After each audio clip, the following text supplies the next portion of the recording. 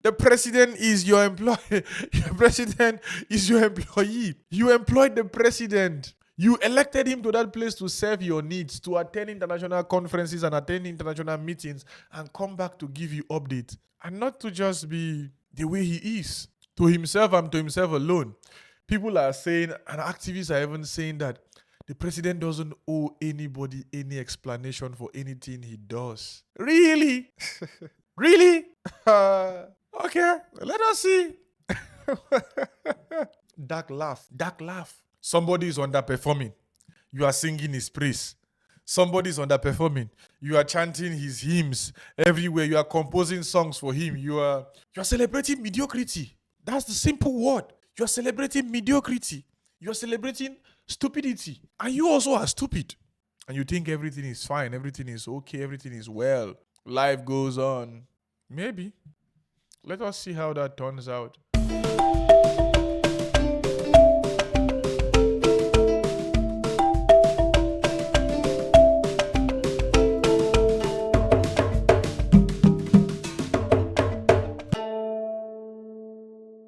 Governance is not for the weak.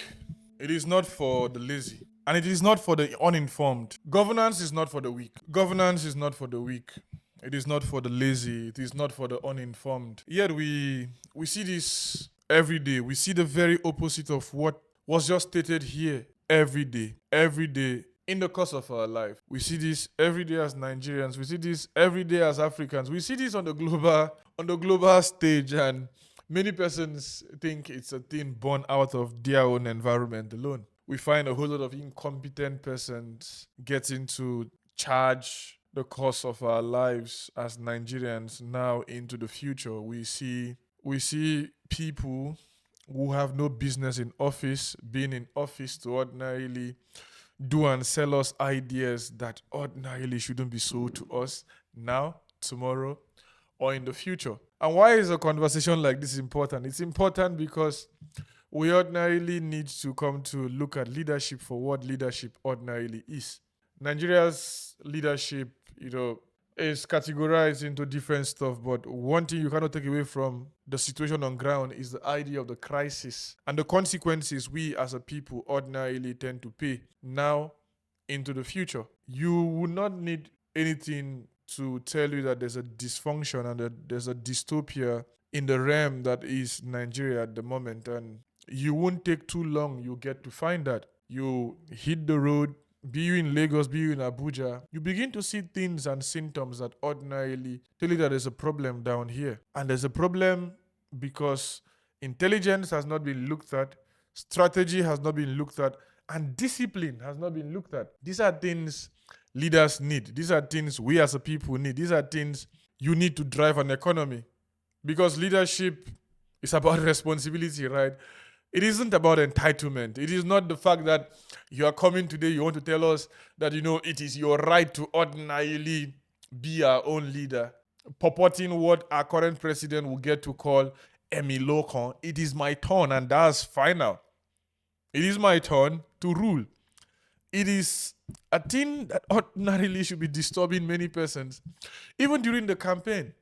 But what did we see? We saw ourselves just do the things we did, and we just kept quiet, and we just went our way, and we're just happy, we're just fine and stuff like that. But no, that's not what we should be doing. We should be very introspective. We should be very broad and very, very far-reaching in our thinking capacities. But we tend not to be doing that.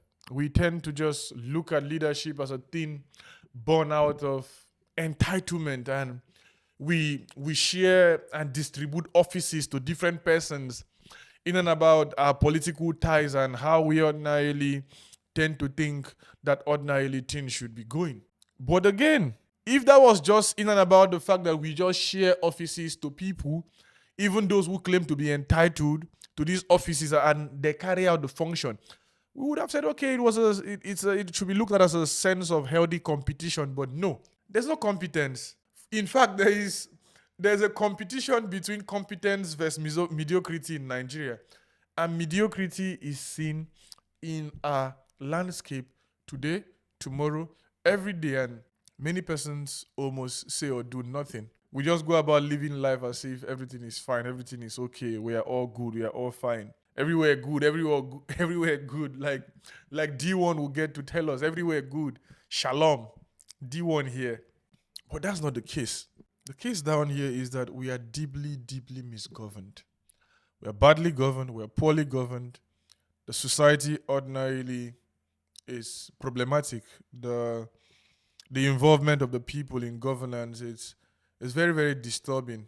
We as a people, as followers also, we haven't really done our due diligence in terms of, asking the right questions, trying to find out what we ordinarily should find out and what we shouldn't be finding out, and what ordinarily should be of public interest to us. We're still we're still there. We're still there. We are still in that particular place of, just telling ourselves that everything is fine. But then you ask yourself, who gets into power? And why does it matter? Why does it matter that we look at ourselves and tell ourselves, it matters who we put in those places? Do we really elect leaders? Do we really elect the best of minds? Or do we reward incompetence? Do we really vote in the best guys? How often do we get to see incompetence play out in our space? How often do we get to see things go down the way things get to go down, and we tend to do nothing, and we tend to say nothing, and we tend to think nothing, and we tend to just be fine and be okay and laugh and joke and be free and tell ourselves we are all good. We tell ourselves these things, and then we turn around and wonder why we don't elect the best minds, and why the situation of the country is the way the situation of the country is. For a country that lacks institution, for a country that lacks infrastructure, for a country that lacks the technical know-how, for a country that lacks rule of law, for a country whose laws are so childish and can be infantilized and can be directed to any whims anybody really wants to do, we shouldn't be risking the idea of ordinarily not wanting to get the right guys in office. And I say this with all manner of seriousness. I say this with all manner of reservation in my spirit, in my heart, in my soul. I say this with all manner of seriousness that at the moment, we seem not to be making the progress we ordinarily need, the progress we ordinarily must come to make, and the progress we must make if we ordinarily must come to live as Nigerians, happily so in the 21st century. You look the other side, you look at godfatherism, and you look at the whole idea of nepotism, and you look at the ways in which we ordinarily are accepting this phenomena by the day, and we're accepting them individually as a phenomenon, and then we are accepting them as a collective. And we don't end there. We reward mediocrity. We don't look at merit. We don't put merit where merit ordinarily should be. We don't look at it squarely as what ordinarily should be. We don't look at it from the perspective we ordinarily should be looking at it from. We just go about doing things. We just go about living life. We just go about telling ourselves that, one day, just one day, things will just ordinarily change and things will just ordinarily become better. That one day things will just grow and everywhere will just be fine. Everywhere will just be good. I've never seen anything like that happen within the call of nature, within the call of our existence down here. I have never seen anything like that get to happen. I have never seen where the lack of accountability ordinarily leaves the people with positive impact. I have never seen a person lacking in accountability in one's own life come to make sense of one's own existence. I have never seen where somebody have refused to ask others to be accountable or come to truly be happy. I have never seen why people feel ignorance should be bliss, or why ignorance is bliss to them, or why ignorance is blissful rather to them.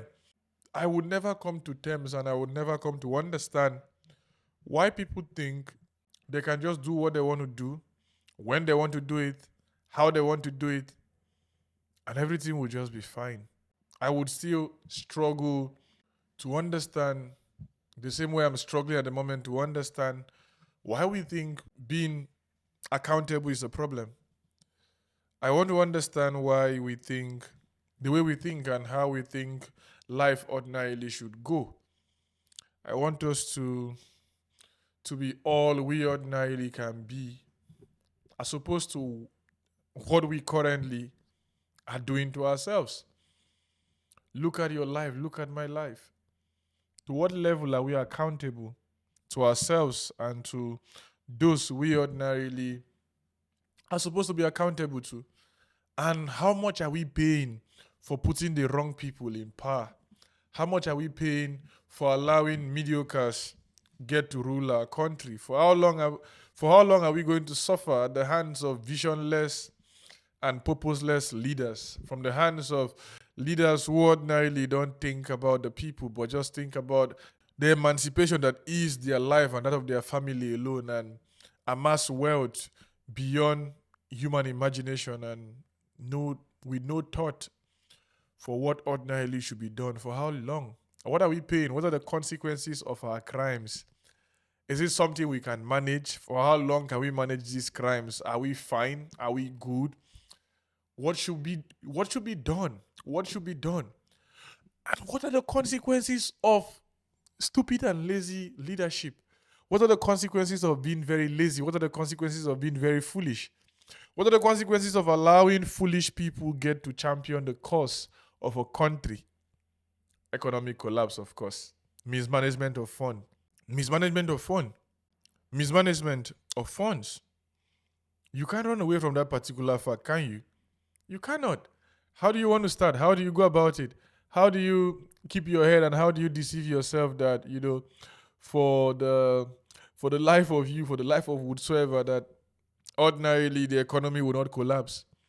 When you have lazy leaders, when you have lazy politicians, when you have lazy governors and lazy ministers and lazy House of Rep members and lazy senators, when you have lazy leaders, when you have lazy civil servants, when you have a crop of this bunch of lazy people hanging around, economic collapse should be the most easiest thing to ordinarily happen. The economy will collapse. Why wouldn't it? You can't continue to do stupid things and foolish things and you want positive results. No. What about poor education? Have you really sat down to think about that for a moment, for a minute, for a day? Have you really sat down to look at how poorly governed and how poorly ruled we ordinarily are as a people? Are you really considering what I am considering? Are you really looking at the things the way I'm looking at them? What about healthcare? Wouldn't it be poor when you have poor leaders, when you have leaders with weak minds? What about the infrastructure? What have you seen around? What are the roads you get to see when you walk around? What are the things you get to see as you move from place to place? What are the things you need to know that at the moment you don't know, that you must come to know to move your life forward, to move your life better? What should be done? What must be done? What can be done? I'll leave you to answer that question. But I know the answers. I know what must be done. I know what can be done. I know what should be done. I know how they should be done. I know what must be done. I want to believe you know too. But do we do? Do we really know what we are supposed to do? Do we really know how we are supposed to go? Do we look at the level of misinformation and the level of sadness that would be the life of our children in the future when the countries of other nations will be competing and talking about the world as the world will be by then? Your own children, my own children, your own children, the children of my brothers and my sisters, the children of your uncles and your aunties, there would be nowhere near the table of conversation.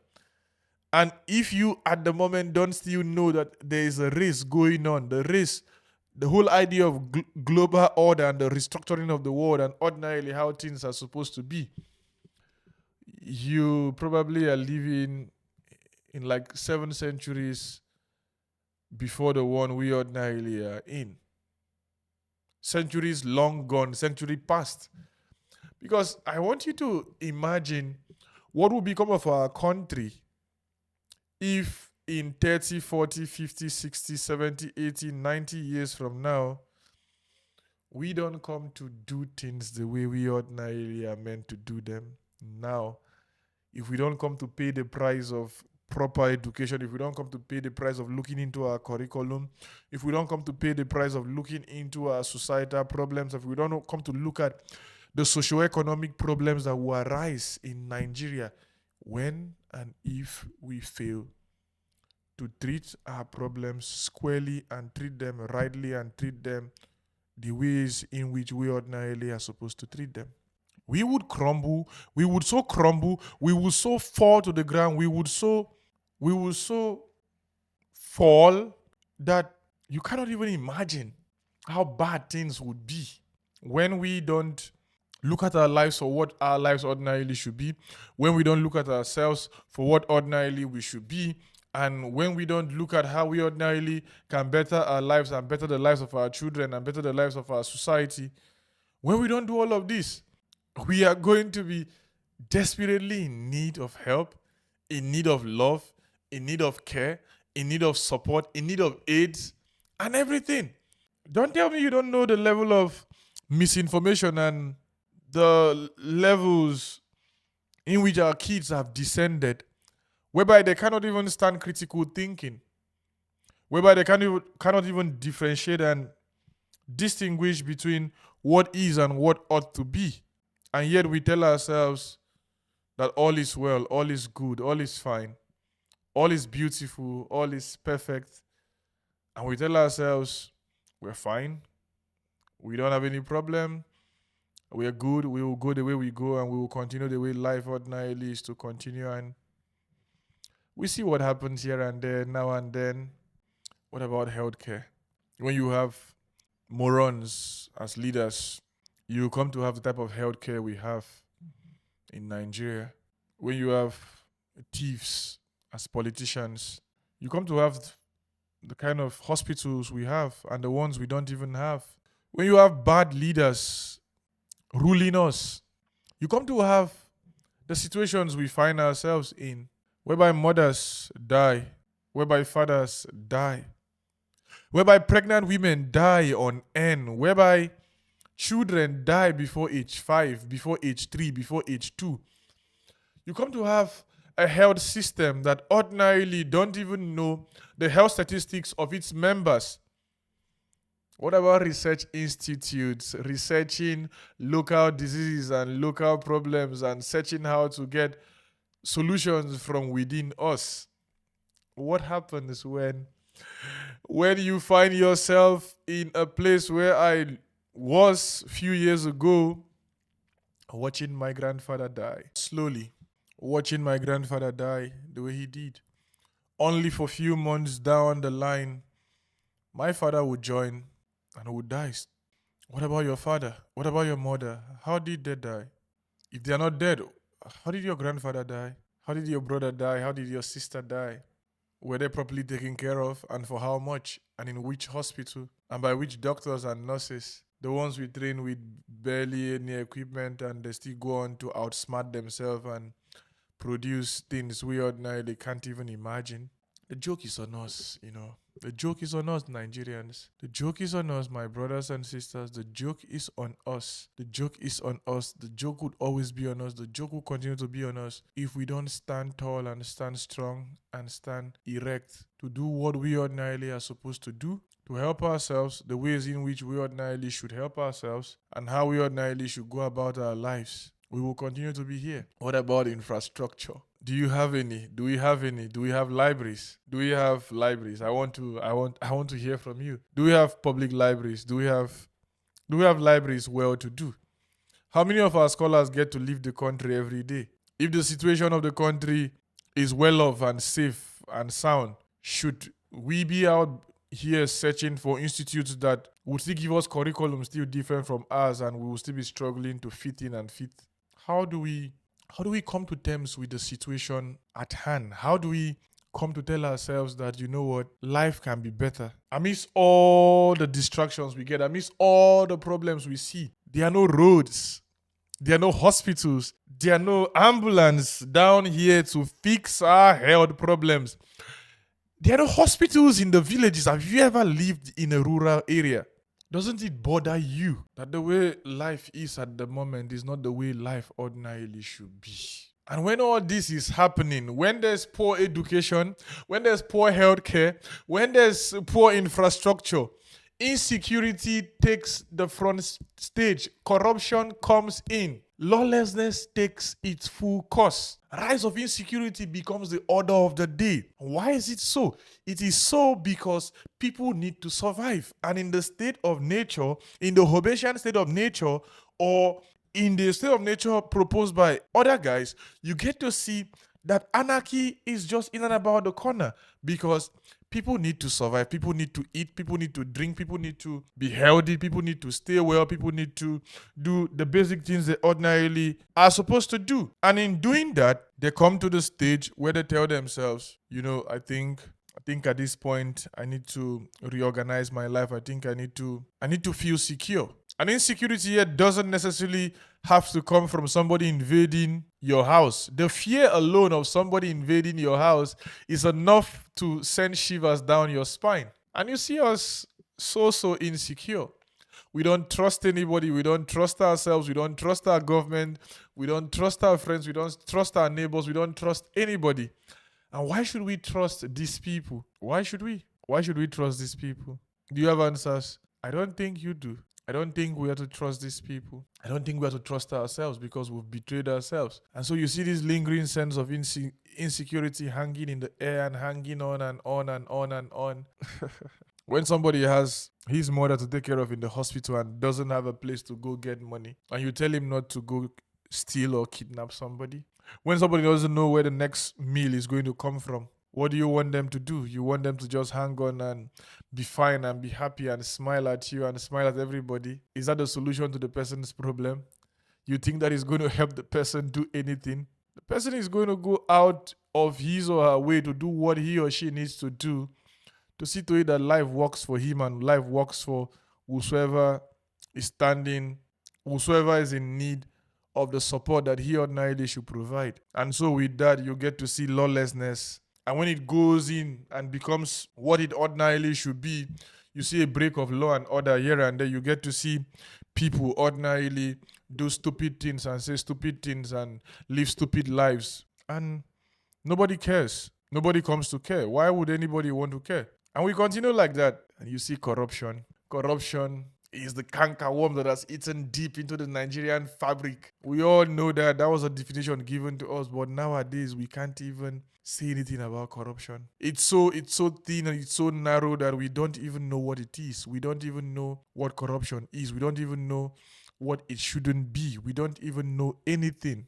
And we sit down there and we keep quiet and we stay calm and we stay fine. And we tell ourselves that we are fine, our lives all good. And we want to go that way and we want to continue that way and we want to grow that way. What a pity, what a shame, what a disaster it is to live the way we ordinarily want to live. And then you see a descent into impunity. You see impunity in government, you see impunity on the road, you see impunity on our streets, you see impunity everywhere you turn. You turn to the left, you see impunity, you turn to the right, you see we being mad. You turn to wherever you turn to, you see sheer stupidity. You see us do the most stupid of things, unthinkable things to even state the least. And life just go on. Life continues to move on and on and on. And you think everything is fine. And you think everything is smart. And you think everybody is fine. And you think everybody is happy. And everybody should be smiling at you. Everybody should be happy.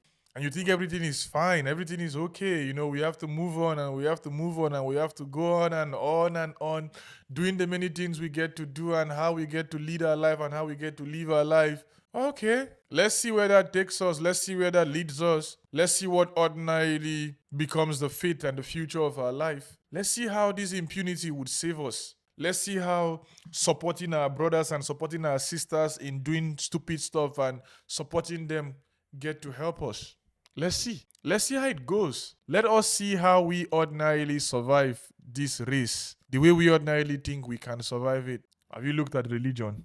Have you looked at superstition? Have you looked at governance? And have you seen how these three can be merged together? Have you looked at how religious leaders help manipulate the people and keep bad leaders in power? Have you heard that idea that every time elections come, people start getting prophecies from God? Why would God be so much interested in sending messengers to ordinarily tell you who is to be your president when you can actually use your reason and cast your votes and get the leaders you ordinarily need? Tell me. I want to know. Tell me how stupid we can be and how naive we can be to think we need a pastor, an imam, a bishop to tell us who to vote for. If we are critically thinking, if we ordinarily are rational beings and we have the mental capacity to ordinarily think for ourselves, why give somebody your freedom? Why relinquish your freedom to someone else when you ordinarily can hold on to that? Why live the way we live? If we ordinarily, why live the way we live? God will fix everything. God will fix everything. God will fix everything. That belief, God will fix everything. And we not taking any action. God will fix everything. God will fix everything. The country is in the hands of God, and God alone can fix Nigeria. God and God alone can fix Nigeria. What then is your own job as a Nigerian? What then is your own role as a human being? What then is your own role as a person? What then do you stand to do, and what then do you stand to gain as a human being if you cannot tell yourself the basic truth and if you cannot point yourself to the right direction of things? What must be done? What should be done? What can be done and what can't be done? How can we grow? How can we stand tall? How can we do all the things we ordinarily are supposed to do if we live life like this? What about this superstitious idea we have about a ship coming with goodies and saviors to save us and help us live our lives better, as opposed to pragmatic solutions? As the problems are coming, we are solving them.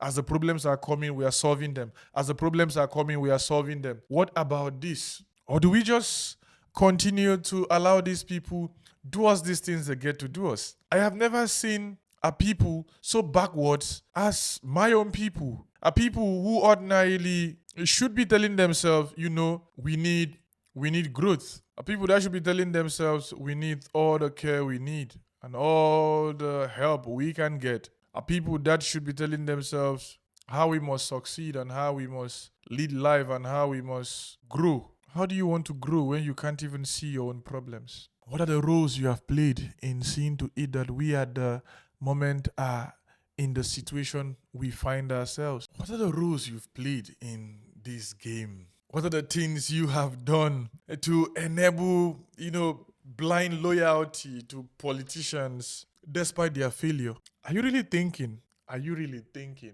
Are you really thinking critically? Are you really thinking well? Are you really thinking fine? What's the extent of your thought?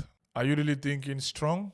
Are you really thinking hard? Are you really thinking well? Are you really thinking bright? Are you really thinking normal? Are you really thinking sharp? Or you are part of the problem? Am I really thinking well? For how long can we sit down and watch few men get to dominate our space and tell us what to do and tell us how to lead our lives, and we do nothing, we say nothing, we sit down and watch them kill us, and we watch ourselves die, and we die in vain, and we die so cheap, and we die so poor, and we die with little or nothing to show for this, and we think everything is fine, and we think everything is well, and we think everything is okay, and we think everybody will just be fine in the long run, chill, relax. Nigeria go better, it go better, it go better, it go better, it go better. It go better when you do what you supposed do. It go better, not be by blind loyalty to politicians who don't fail us. It go better. Nigeria go only better when you do what you supposed do. As a Christian, when me, I do what I supposed do. As a human being, when our brother go do what he supposed do as a Muslim.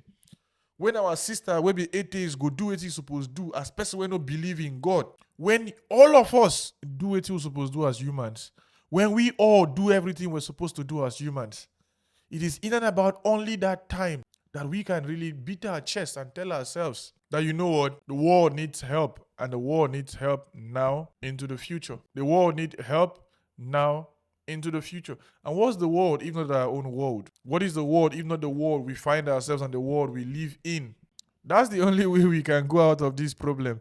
I don't see how we want to do this problem. I don't see how we want to live our lives other than the way we ordinarily should be living our lives now. Nigeria cannot do cannot do otherwise. If we don't want to tell ourselves the gospel truth about our own lives, about the way we ordinarily are supposed to live, about the things we ordinarily shouldn't do, about the things we ordinarily should be doing, I cannot say any other thing apart from ordinarily what has been said here already. What about ignorance? What about apathy? What about the different ways we just are so scared and so afraid of accountability? Why we don't even demand this? Your leader comes to you, he's asking you to grant him a chance to become your leader, at least in the first 4 years.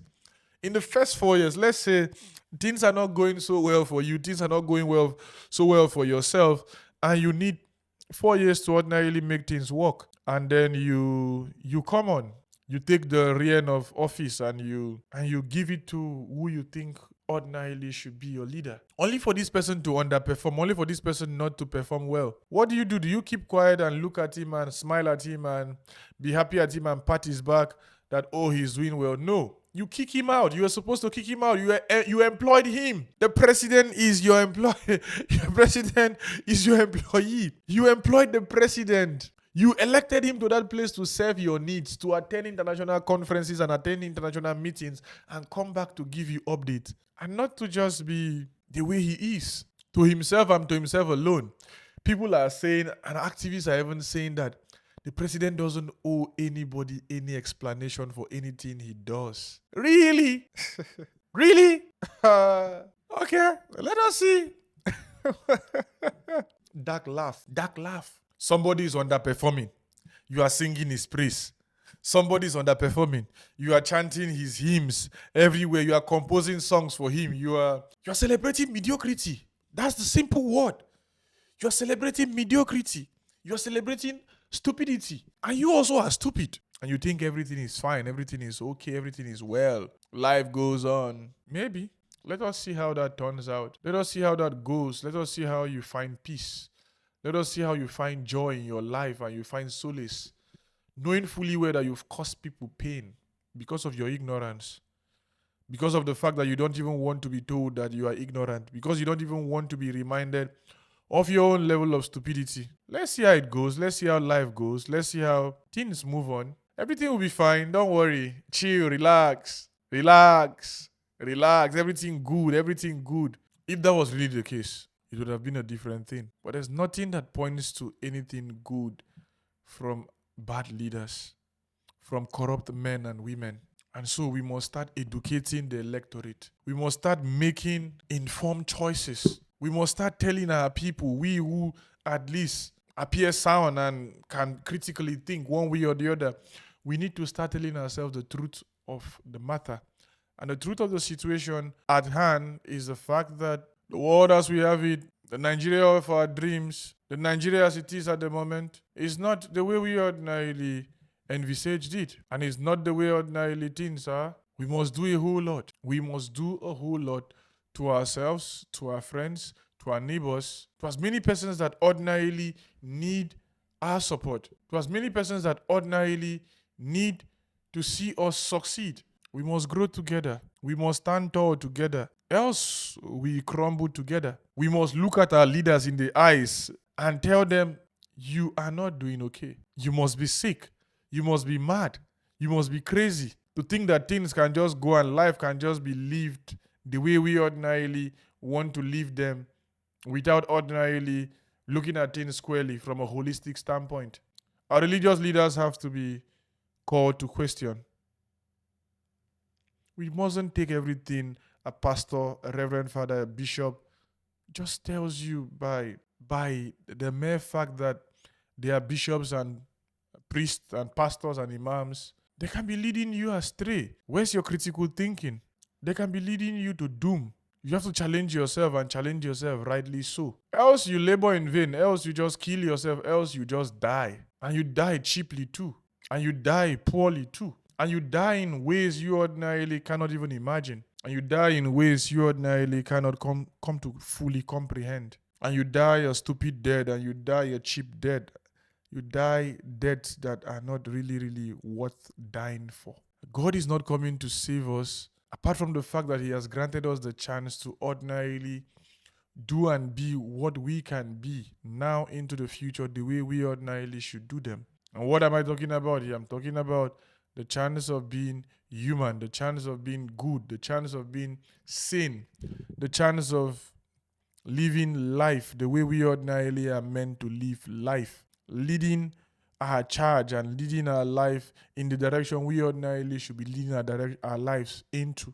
We need to educate ourselves. The danger of not educating your children, the danger of not educating yourself, it's not just about you yourself alone. It's about you and the future of the country. It's about you and the future of Nigeria. It's about you and a lot. And we're not even thinking about that now. But the time is coming where we would really, really need to sit down and ask ourselves very critical and key questions. That in Nigeria at the moment, we don't have hospitals that can take care of pregnant women is a problem. That we in Nigeria at the moment don't have roads that ordinarily people can ply without being from a particular tribe. It's a problem. And you listen to Governor Mba the other day talk about the necessity of infrastructures without you ordinarily knowing anybody in the government house. I am very delighted to be here again on this occasion of the flag off of the 44.8 kilometer road that would traverse 3 local governments.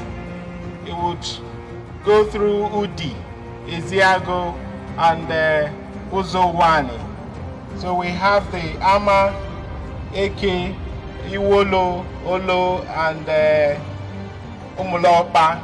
And then we have, of course, the spur that will take you to Agogo at the local government headquarters. So where you're seeing lines of asphalt, I am seeing $30 billion. I'm also seeing the eradication of poverty.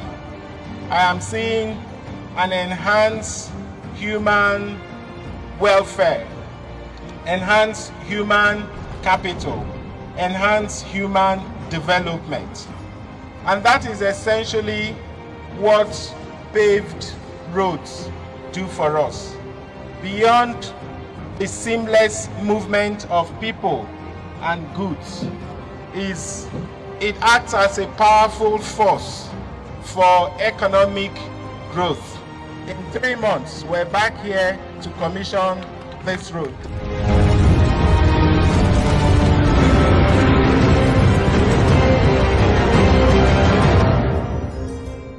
And people were just like, is this man really saying something that is feasible? Because we have been marginalized, we have been caged, we have been made to believe that we need these men and we need these boys and we need these girls. We need these people in office to give us our daily bread, to give us our daily bread, to give us our daily bread, to give us our daily bread as opposed to how ordinarily we're supposed to lead our lives. My brother, my sister, the impending damage that is going to happen to Nigeria if we don't wake up and if we don't call ourselves to order, it's going to be so catastrophic and disastrous that we self cannot even come to fully comprehend and understand the levels at which we have betrayed ourselves now into the future. Don't do partisan politics to the extent whereby you sell your brain and you sell your soul and you sell your heart and you sell everything you ordinarily are supposed to have. Come on. We are humans. We can do better. We should do better. We must do better. For how long am I going to speak? For how long will it take you to listen to me? For how long are you going to suffer before you listen to me? For how long? I think you've listened to me for a very long time already. Our problems are similar. Our problems are one. And I am your brother, Biringkpa, the mendicant, strolling this life with you. Please share this video with your father, with your mother, with your loved ones, with your enemies, with your friends, with your colleagues at work and your classmates in school, and let's continue these conversations. Now, into the future. See you next time. And just before I go, if Nigeria must progress, governance cannot be left to the stupid and lazy. If Nigeria must make progress and if Nigeria must succeed, governance cannot be left to the stupid and the lazy. I challenge you. Be informed. Demand more. Reject incompetence. Reject incompetence. Be politically engaged. Know your civic duties. Know your civic engagement and do what you ought to do. Don't give in to the whims and caprices of our leaders. Be serious. Take your destinies into your hands. Grab it. Snatch your destiny. Keep it for yourself. Keep it for your children. It is important that you do that. Snatch your destiny. Grab it. Hold on to it. Hold it as close as possible, as farewell hugs. Hold it so close. Close to your chest. Close to your heart. Hold Nigeria close. Hold Nigeria close. Treat Nigeria right. There's no any other country you have apart from Nigeria. You almost would remain an immigrant. Forget the cliches and the attachments that come with a Polish Nigerian, Nigerian Polish, American Nigerian, this, that. It all makes sense, but hold yourself tight. Hold yourself close. Hold yourself tight. Hold yourself close. Don't just be there and think everything is going to happen. Nah. It is not going to happen like that. It will happen when you grab it, when you don't allow Nigeria to be influenced by mediocrity and the sentiments people get to put out there. That's the only way I think it can happen, and that's the only way I think it can succeed. Talk is cheap, so they say. We cannot afford to continue living like this. I'm your brother, Biringkpa. See you next time.